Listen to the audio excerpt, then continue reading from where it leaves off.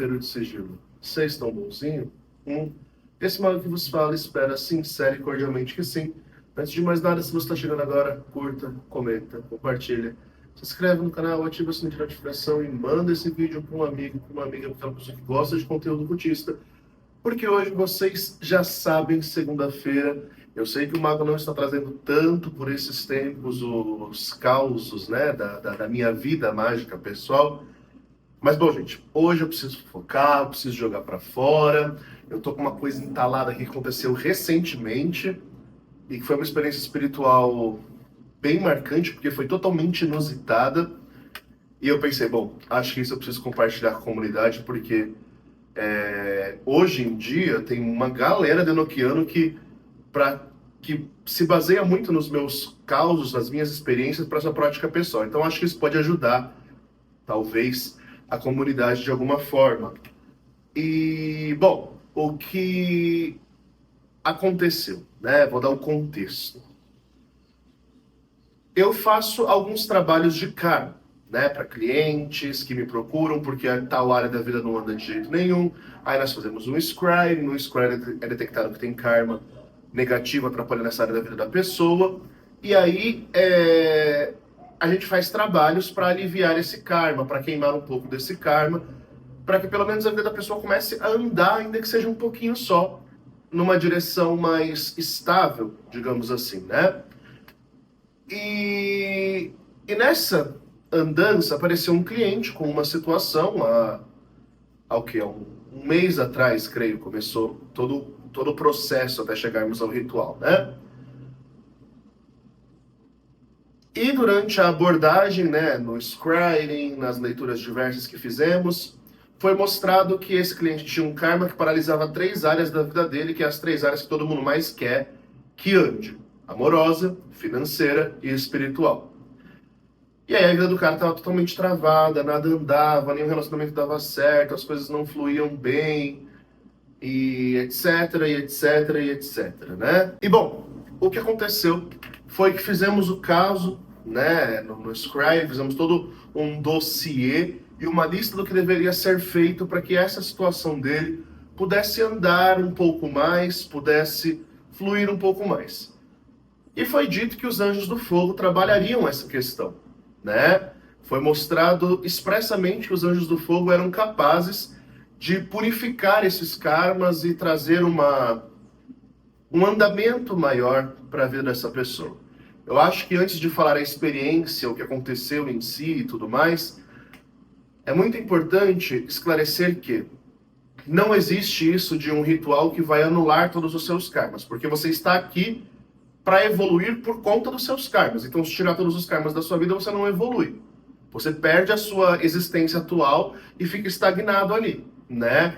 Então essa ideia de que, vamos queimar todos os karmas da pessoa, vamos anular todos os karmas de fulano, de ciclano, de beltrano, isso não existe, tá? Vamos tirar isso da nossa mente para que a gente consiga ter uma visão mais realista de como que é o trabalho com karma e tudo mais. O trabalho com karma, ele basicamente vai diminuir o efeito desse karma ao ponto de que, ao longo da sua vida, ele não te paralise. Então, sua vida vai começar a andar, mas o karma ainda vai estar ali, diminuído e talvez parcelado para outras existências, né? Então, trabalhos com karma, só para a gente entender, são trabalhos que funcionam de forma extremamente paulatina, né? Aos poucos. E é ao longo da vida que as coisas vão melhorando. Não é um ritual que você faz hoje para daqui 1, 2, 3, 4 meses a vida andar, a vida mudar, a vida melhorar. Não é assim que funciona, né? Pelo contrário. É ao longo de anos, né? Porque é uma vida inteira o trabalho com karma, né? Eu trabalho por uma vida inteira. Então, não é um trabalho simples, onde você vai ver resultados imediatos e tudo mais. Mas o cliente topou, vamos fazer, saiu lá que os anjos do fogo seria a melhor opção. Na minha cabeça, eu vou trabalhar com o quê? Os anjos da transformação, porque eles transformam uma coisa em outra, que são os anjos menores do fogo, né? Aí o que acontece? Eu me dirigi aos anjos menores do fogo para conseguir obter deles aí essa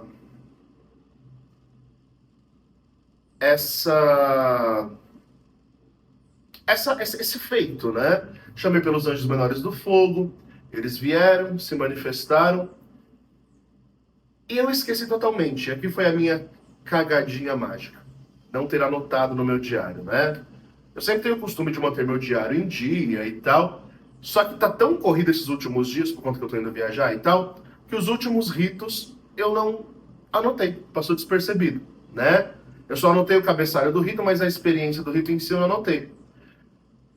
E nesse então, aconteceu que uma semana atrás do rito que eu estou falando, que é o que eu quero trazer para o caos, eu chamei os anjos menores do fogo para uma outra ocasião que não tinha nada a ver com karma, era uma ocasião de transformar algo na vida financeira de um cliente, e ao chamar pelos anjos do fogo nessa ocasião, eles tinham me dito, e eu não lembrava disso, que eu faria um ritual de karma em breve com anjos do fogo, mas que não deveria tratar com eles. Isso era para ser tratado com um anjo superior, com um sênior.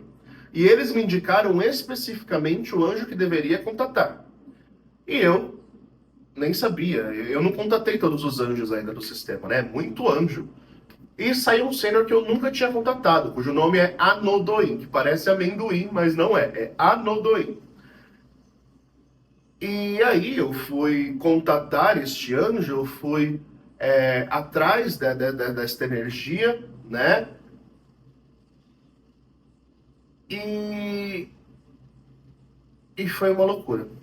Foi uma loucura porque eu esqueci completamente de anotar isso no meu diário. Quando terminou o rito com os anjos do fogo, antes do rito questão que eu quero trazer no caos, eu fiquei de anotar. Eu fiquei de anotar porque os anjos me deram uma instrução, né? Afinal de contas, eles disseram, olha, no próximo rito que você for fazer com a gente, não é com a gente. Chama o outro anjo. Aí o que eu fiz? Não anotei. O que eu fiz? Deixei passar batido. Deixei passar batido e esqueci. Eu tô com tanta coisa na cabeça que eu esqueci completamente do ritual que eu tinha feito, onde os anjos tinham me instruído a contatar esse anjo sênior. Mas eu tinha ficado empolgado porque foi uma informação nova e eu queria checar. E aí eu fui naquele livro do Humberto Mágico, eu já fiz Biblioteca Mágica aqui, e lá diz o nome, o significado e a função de cada um dos anjos sêniores, né? E na semana, eu lembro que eu pesquisei e de fato confirmou a gnose de que esse anjo cuidava das questões kármicas, né? Que ele revelava os karmas, indicava os karmas e as punições referente a isso. Só que passou. Eu lembro que eu fiquei empolgado, folhei, e aí eu fiquei de anotar, só que eu tinha atendimento para fazer, e outra coisa para fazer, e outra coisa para fazer, e nisso, não coloquei no diário. Mereço uma carinha de palhaço, um emoji de palhaço aqui agora? Mereço, por culpa minha mesmo. Aí o que aconteceu? Vamos pro caos em questão, onde eu chamei o sênior Anodoim meio que à força. Chegou semana passada, né? Quando esse vídeo for pro canal, semana passada. E na terça-feira, dia de Marte, eu fui chamar os anjos do fogo para essa questão kármica. Só que eu tinha esquecido, gente, completamente. Assim, eu esqueci completamente do sênior, do que os anjos tinham me dito na semana anterior, de que era para eu chamar o sênior. Aí o que eu fiz? Eu chamei os anjos menores do fogo. Pois é. Minha cara de palhaço, né? Chamei os anjos menores do fogo e tomei expor, obviamente. Assim que eu chamei eles e apresentei a situação do cliente, eles responderam em tom bem feroz, porque são anjos do fogo, eles não são nada pacientes, né? Porque a natureza deles é ser explosivo. E aí eles disseram para mim, nós tínhamos te dado instruções muito claras, por que não as seguistes? Estás desafiando a nós? E aí eu tive que pedir perdão, explicar que não era isso, que eu tinha esquecido, que minha vida tá numa correria muito doida. E eles viram a honestidade do meu coração e falaram, tá bom, agora dispensa a gente e chama ele.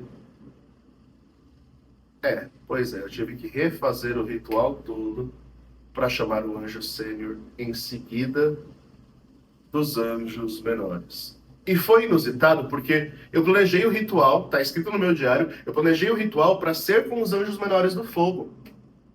E aí chamei os anjos falaram, não, você vai chamar o outro conforme a gente tinha te instruído. E aí lá vai eu, despede dos anjos menor e chama o bendito do anjo Anodoi. Cara, que experiência maluca. E aqui eu trago um alerta sobre esse anjo. Ele é muito volátil na energia dele.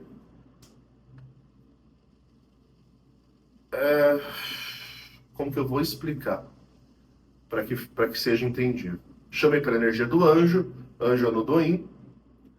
Ele veio, se manifestou, e era uma energia quente, que percebia uma força sutil, mas era extremamente pesada ao mesmo tempo, extremamente densa ao mesmo tempo. E isso me fez ficar com bastante pé atrás. Ah, não, eu pulei um detalhe, perdão. Nessa ocasião, né, eu chamei os anjos do fogo primeiro, os anjos menores do fogo, e eles me advertiram que ao contatar o anjo sênior, eu devia ter uma espada em mãos. E eu não entendi o porquê. Porque anjos, a gente geralmente não precisa usar espadas, são criaturas da ordem. Eles não necessitam que você imponha a ordem sobre eles, porque a natureza deles é a ordem. Então não há necessidade de usar uma espada, geralmente. A gente usa uma vara, a gente usa um cajado, enfim, para contatar esses seres, né? Sendo desnecessário o uso de uma espada.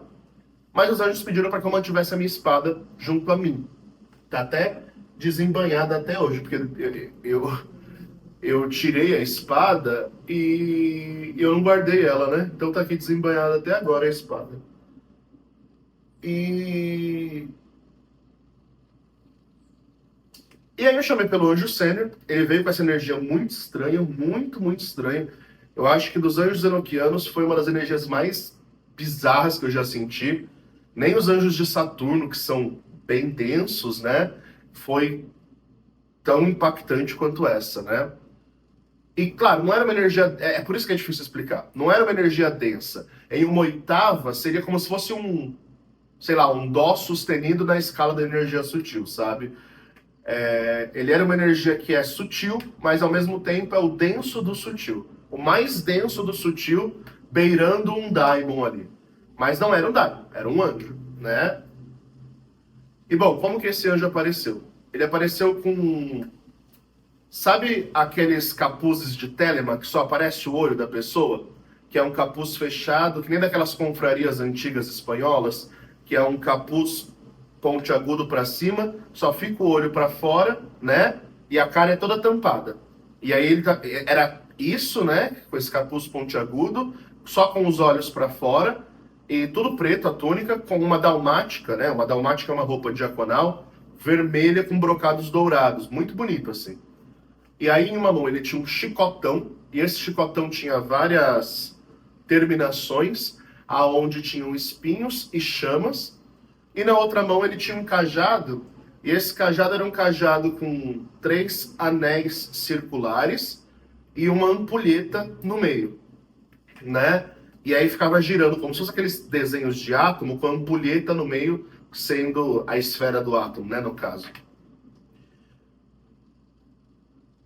E ele apareceu sem muitas palavras, ficou me esperando, não disse nada.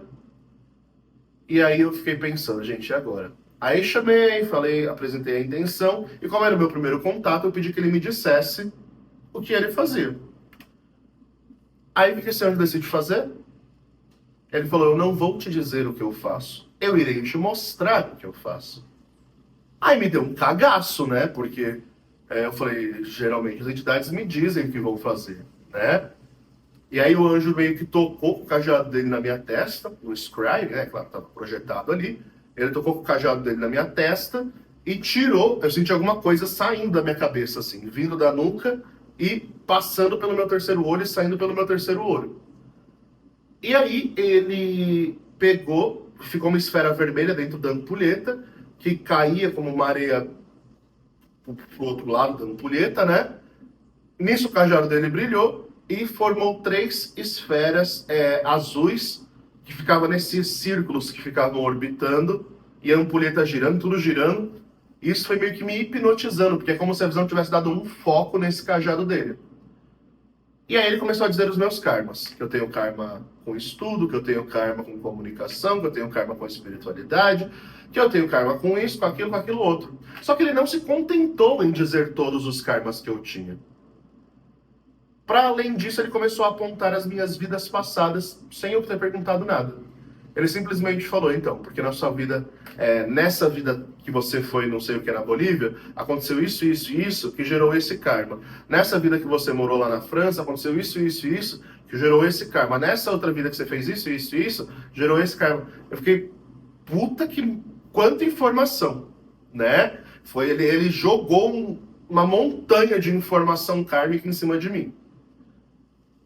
E aí ele disse, a partir daí, o que eu faço quando me chamam é dispensar a punição. E ele deu uma batida com o chicote, pegou fogo em tudo ao redor dele, e o fogo não se apagava, e isso foi um pouco assustador.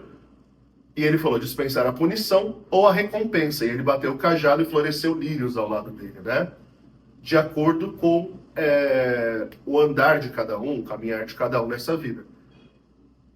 Aí eu perguntei, então a sua função é trazer recompensa ou acelerar karmas negativos? É isso. Você faz uma aceleração de karmas. E aí ele disse que isso e transmutação. E que ele, em uma linguagem próxima do que nós humanos concebemos, ele seria aquele que faz a função do carrasco entre os anjos, né? Ele seria o carrasco que dispensa a punição a quem merece. E não só dispensa a punição, como dispensa também a recompensa a quem merece. E isso me deixou muito feliz. Eu falei, bom, temos um anjo aqui para amaldiçoar o povo, né? Para amaldiçoar os nossos inimigos. Aí o que esse anjo decide me fazer? Eu apresentei a situação do cara, né? Teve todo esse intervalo onde eu apresentei a situação do cara, ele me mostrou as coisas do rapaz, falou o que queria fazer, o que ele não ia fazer e tal. Passou tudo isso. Eu falei para ele que eu tinha algumas pessoas que eu queria que ele colocasse ali, né, no chicote dele, aproveitando que já estávamos ali mesmo. E aí ele pegou o chicote dele e veio me dar uma chicotada. Foi... Gente, eu juro pra vocês, eu não sei nem como explicar isso. Foi quase como um reflexo, assim, instintivo. Eu tava com a minha espada na mão.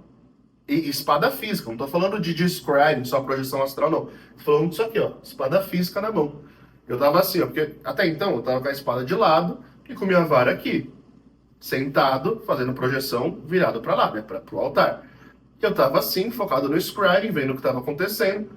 Quando esse anjo veio com uma chicotada pra cima de mim, eu só peguei a espada e consegui ter um reflexo, assim, sabe? E por sorte, a espada está devidamente consagrada. Há um anjo sênior também do fogo, o que iguala o nível de poder ali.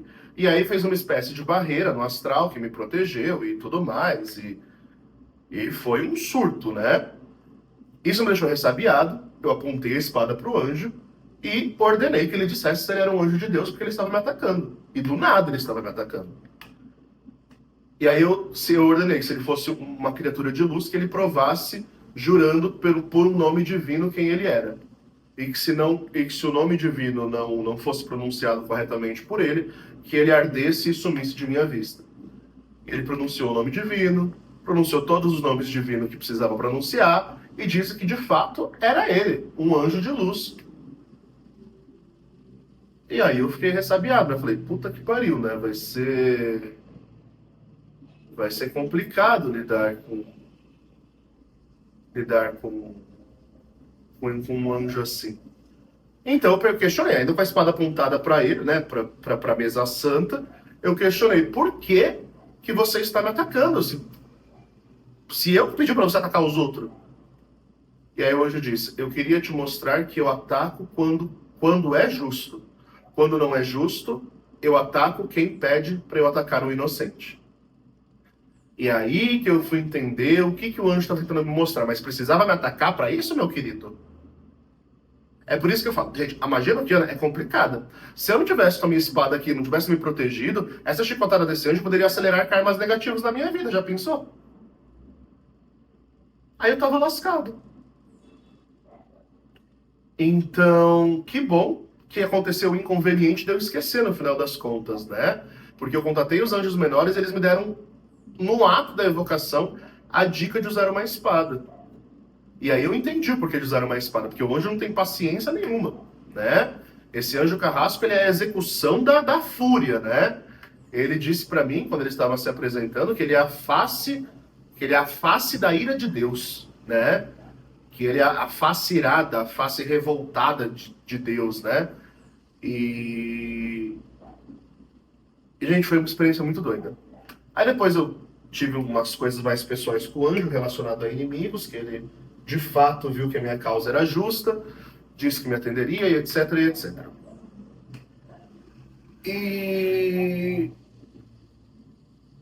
E aí eu despedi o anjo e fiquei a noite inteira reflexivo sobre a experiência que eu tinha acabado de ter. Porque assim, eu pratico enoquiano, gente, todos os dias, tá? O enoquiano é uma rotina diária na minha vida.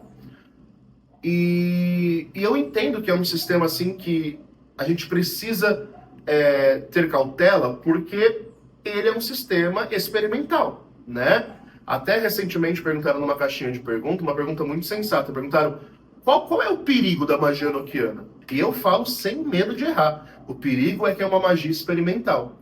Você nunca sabe se aquele anjo que você vai contatar, como ele vai reagir. Você não sabe se esse anjo que você vai contatar vai entender o seu intento, a sua causa, ou a forma como ele vai se usar para expressar quem ele é, o que ele faz, e o conhecimento que você quer obter na evocação em si. E eu achei isso, assim, um marco na minha experiência com anjos, porque, claro, eu já tive outras experiências intensas com anjos enoquianos e tal, mas foi a primeira vez onde eu tive, tirando o Rei do Fogo também foi bem complicado de lidar com a energia dele, mas eu entendia eu já fui mais preparado. Agora esse anjo, Anodoim, eu já tive anjos sênior que eu contatei, que eles eram altivos, cheios de si, pipipipopopó, alguns meio arrogantes e tal, mas nunca um que viesse do nada pra cima mesmo, sabe? Esse tipo de experiência eu costumo ter com daimons. Mas o anjo jurou por todos os nomes divinos que era um ser de luz e não explodiu na minha frente, né? E quem trabalha com magia no plano astral sabe que a identificação dos juramentos com nomes divinos, quando eles falam os nomes corretamente, é o verbo que é a essência da energia deles. Então, se eles pronunciar o nome corretamente e não for criatura de ordem, eles somem, eles são obrigados a vazar. Né? Já aconteceu isso outras vezes, quando espíritos tentaram se passar por seres de luz, e eles automaticamente fogem, somem da luz, eles fogem da luz, né? E nesse caso, não. Então, de fato, era um anjo.